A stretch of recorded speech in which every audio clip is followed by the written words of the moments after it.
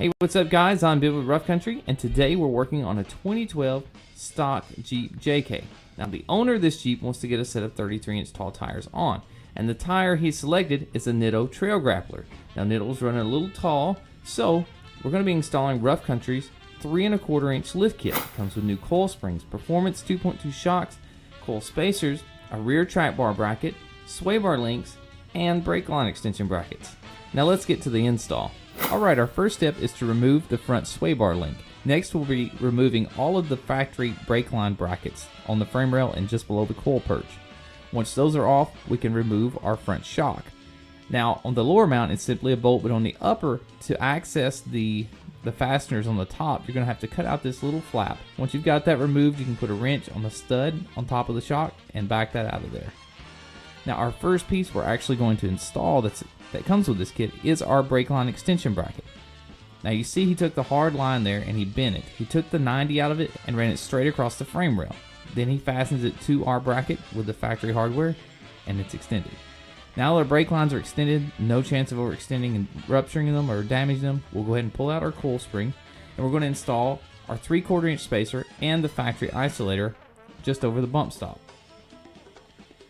With both the spacer and the isolator installed, we can put in our 2 1/2-inch coil. Now if you're having trouble getting that longer coil spring in, remember you can remove the track bar bolt and give yourself a little more room to get that coil spring in. With our coil spring in, we can now install our new performance 2.2 shock that Rough Country provides in the kit. And once the shock is installed, you can go ahead and place that cool looking 2.2 decal on the shock.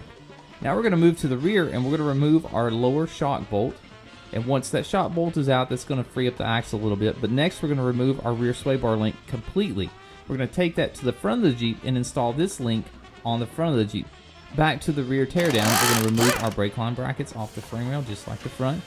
Next we'll remove our factory coil spring. Once that coil spring's out, we're going to remove the axle side track bar bolt just to make it a little easier to get that rear coil spring in with the spacer. Once the coil is in with our spacer, we're going to install the Rough Country Performance 2.2 shocks. We'll tighten down those bolts, put our sweet looking decal on there. And next we're going to actually remove the frame side track bar bolt. And with that bolt out, we can pull the track bar down completely. Next we'll install the rear track bar relocation bracket.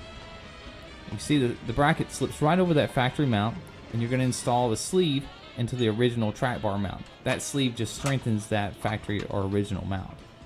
With all of our bolts in, we won't tighten them just yet. We'll go ahead and install the track bar into that frame mount, then we'll tighten down all of our bolts. Once the track bar is tight on the frame side, we'll go and install our rear sway bar links. Now these are the sway bar links that are provided in the kit. With the sway bar links on, we'll tighten those down, and that's good to go. And our last piece that we'll install is actually the Rough Country brake line brackets for the rear. Very similar to the front, they simply go into the factory mounting on the frame rail, and you'll use the factory bracket to extend on the lower mount of our piece. Here we've got the front complete, new shocks, new coil springs with the isolators on top of the coils, and new sway bar links up front. And on the rear of the Jeep, same thing, new sway bar links, new coil springs, coil spacer, and there's your track bar bracket as well. Now we've got our 3 1/4-inch kit installed in the Jeep running 33-inch tires, and we go from this to this. It's a much better looking Jeep now, plenty of tire clearance.